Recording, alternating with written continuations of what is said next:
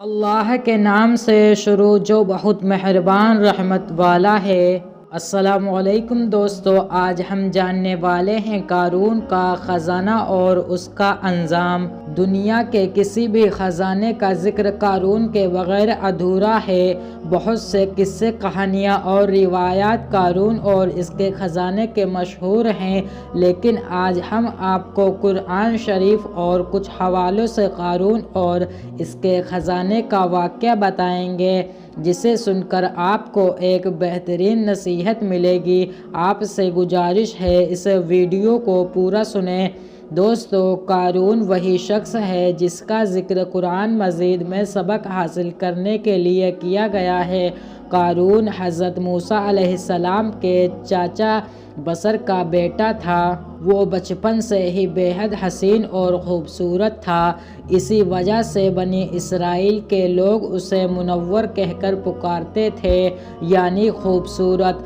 جب قارون جوان ہوا تو بہت نیک لوگوں میں وہ شمار کیا جانے لگا، یہاں تک کہ وہ توریت کا بہت بڑا عالم بن گیا۔ قارون اپنا زیادہ سمے حضرت موسیٰ علیہ السلام کی خدمت میں گزارا کرتا تھا، اسی وجہ سے وہ توریت کا بہت بڑا عالم بن گیا اور وہ بہت اچھی آواز کا مالک تھا۔ وہ توریت کو خوبصورت انداز میں پڑھا کرتا تھا، اسی وجہ سے لوگ اس کا بہت ہی ادب اور احترام کیا کرتے تھے۔ قارون بھی حضرت موسیٰ علیہ السلام پر ایمان لے آیا، اور جب بنی اسرائیل کو قبطیوں کی غلامی سے آزادی ملی تو قارون بھی اپنی قوم کے لوگوں کے ساتھ مصر کو چھوڑ کر سرزمین موعود کی طرف ہجرت یعنی رہنے کے لیے چل دیا۔ وہاں قارون کے حالات ایک دم سے بدل گئے اور اس کے ہاتھ میں بے شمار دولت آئی۔ دیکھتے ہی دیکھتے وہ اپنی قوم کا سب سے امیر شخص بن گیا، سود کا کاروبار کرنے لگ گیا، لوگوں سے فصلیں خرید کر کئی مہینے تک ان کو چھپا کر رکھتا اور پھر مہنگے داموں میں ان فصلوں کو بیچا کرتا تھا۔ پھر وہ ایسا امیر ہو گیا کہ اس کے خزانے کی چابیاں 300 اونٹوں اور خچروں پر لادی جاتی تھی، اور ہر چابی چمڑے کی ہوتی تھی، جو کہ ایک خزانے کی چابی ہوتی تھی۔ تاریخ میں لکھا گیا کہ قارون سے زیادہ دولت اور شہرت کسی شخص کو نہیں ملی، جس کا ذکر اللہ تعالیٰ نے قرآن شریف میں کچھ اس طرح سے کیا ہے: بے شک قارون موسیٰ علیہ السلام کی قوم سے تھا، پھر اس نے قوم پر ظلم کیا اور ہم نے اس کو اتنے خزانے دیے جن کی کنجیاں اٹھانا ایک طاقتور جماعت پر بھاری تھی۔ ایک اور جگہ پر اللہ تعالیٰ نے ارشاد فرمایا ہے: جب قارون سے اس کی قوم نے کہا گھمنڈ مت کرو، بے شک اللہ تعالیٰ اترانے والوں کو پسند نہیں کرتا، اور جو دولت تجھے اللہ تعالیٰ نے دیا ہے اس کے ذریعے سے اپنی آخرت کو بہتر کر اور اللہ کو راضی کر اور احسان کر جیسا اللہ تعالیٰ نے تجھ پر احسان کیا، اور زمین میں فساد مت کر، بے شک اللہ تعالیٰ فسادیوں کو پسند نہیں کرتا۔ محترم عزیز دوستو، قارون شروع میں حضرت موسیٰ علیہ السلام کے ماننے والوں میں شامل تھا۔ ایک دن اللہ تعالیٰ نے حضرت موسیٰ علیہ السلام کو زکوٰۃ کا حکم دیا۔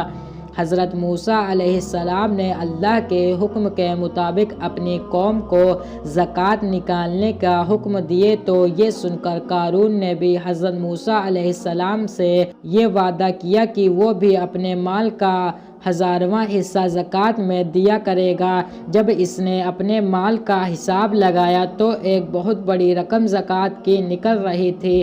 اس کے بعد اس کے دل میں لالچ پیدا ہو گیا اور وہ زکوٰۃ کے خلاف ہو گیا۔ اس نے ایک گندی چال چلی، اس نے بنی اسرائیل میں سے ایک گروہ کو جمع کیا جو اس کے حمایتی تھے، انہیں جمع کیا اور کہا: اے بنی اسرائیل کے لوگوں، موسیٰ علیہ السلام نے ہمیں کئی حکم دیے جسے ہم سب نے مانا اور اس پر عمل کیا، لیکن اب موسیٰ کا ارادہ بدل گیا ہے، اب وہ تم سے تمہاری دولت چھین لینا چاہتے ہیں۔ قارون نے اپنی قوم میں سے ایک عورت کو کچھ پیسے دے کر حضرت موسیٰ علیہ السلام پر الزام لگانے کے لیے بھی کہا تاکہ حضرت موسیٰ علیہ السلام کو کو برا ثابت کیا جا سکے۔ اس کے بعد اس نے اپنے قوم کے لوگوں کو جمع کیا اور حضرت موسیٰ علیہ السلام سے پوچھا کہ زنا کی کیا سزا ہے۔ حضرت موسیٰ علیہ السلام نے فرمایا جو بھی زنا کرے چاہے اس کی بیوی بھی ہو تو اسے شرمسار کیا جائے یہاں تک کہ وہ مر جائے۔ قارون نے کہا حضرت موسیٰ علیہ السلام اگر یہ کام آپ نے کیا ہو تو بھی کیا یہی سزا کا حکم ہے؟ حضرت موسیٰ علیہ السلام نے کہا ہاں اگر یہ کام میں نے بھی کیا تو بھی یہی حکم ہے۔ قارون نے کہا بنی اسرائیل کچھ لوگ یہ مانتے ہیں کہ آپ نے فلاں عورت کے ساتھ زنا کیا ہے معاذ اللہ۔ اس کے بعد حضرت موسیٰ علیہ السلام نے کہا اس عورت کو میرے سامنے بلاؤ۔ اس کے بعد اس عورت کو حضرت موسیٰ علیہ السلام کے سامنے لایا گیا۔ حضرت موسیٰ علیہ السلام نے کہا اے عورت تجھے اس اللہ تعالیٰ کی قسم ہے جس نے بنی اسرائیل کے لیے دریا کو پار دیا اور سلامتی کے ساتھ دریا کو پار کروا کر فرعون سے بچایا، سچ کہہ دے کہ معاملہ کیا ہے۔ حضرت موسیٰ علیہ السلام کے جلال سے وہ عورت سہم کر کانپنے لگی اور اس نے پورے مجمع کے سامنے صاف صاف کہہ دیا کہ اے اللہ تعالیٰ کے نبی مجھے قارون نے بہت دولت دے کر آپ علیہ السلام پر جھوٹا الزام لگانے کے لیے کہا ہے۔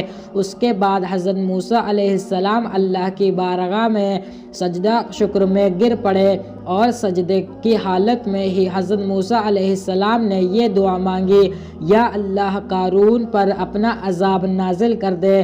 اس کے بعد وہ سبھی لوگ جو قارون کے ساتھ تھے وہ اس سے الگ ہو گئے اور حضرت موسیٰ علیہ السلام نے اللہ تعالیٰ کے حکم سے زمین کو حکم دیا کہ اے زمین قارون کو اور خزانے کو ختم کر دے، تو زمین پھٹ گئی اور قارون کا خزانہ اور جو اس کے ماننے والے تھے سب لوگ بھی زمین میں دھسنے لگ گئے اور دیکھتے ہی دیکھتے قارون، اس کا محل اور اس کا خزانہ سب کچھ اس زمین میں دھس گیا۔ جب یہ سب کچھ زمین میں دھس گیا تو زمین دوبارہ بند ہو گئی جیسے پہلے تھی۔ محترم عزیز دوستو، ہمیں جو چیز دی گئی ہے وہ صرف دنیا تک ہی ساتھ رہنے والی ہے اور کام آنے والی ہے، جبکہ قارون کو بھی دنیاوی زندگی کا سامان دیا گیا اور اس نے اس پر غرور اور تکبر کیا تو وہ بھی فرعون کی طرح عذاب سے نہیں بچ سکا۔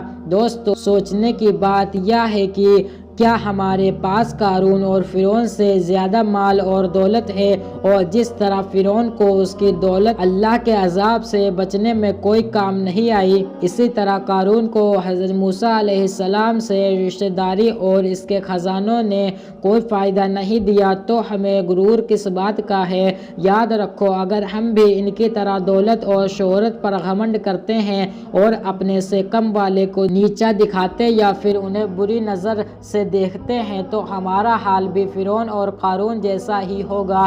اللہ تعالیٰ سے دعا ہے کہ اللہ تعالیٰ ہم سب کو اپنے پیارے نبی صلی اللہ علیہ وسلم سے بے پناہ محبت کرنے اور ان کے بتائے ہوئے راستے پر زندگی گزارنے کی توفیق عطا فرمائے اور ہمیں ہر برے کام سے بچائے اور زیادہ سے زیادہ نیک کام کرنے کی توفیق دے، آمین۔ دوستو اگر آپ کو ہماری یہ ویڈیو پسند آئی ہو تو برائے مہربانی ویڈیو کو شیئر ضرور کریں۔ خدا حافظ۔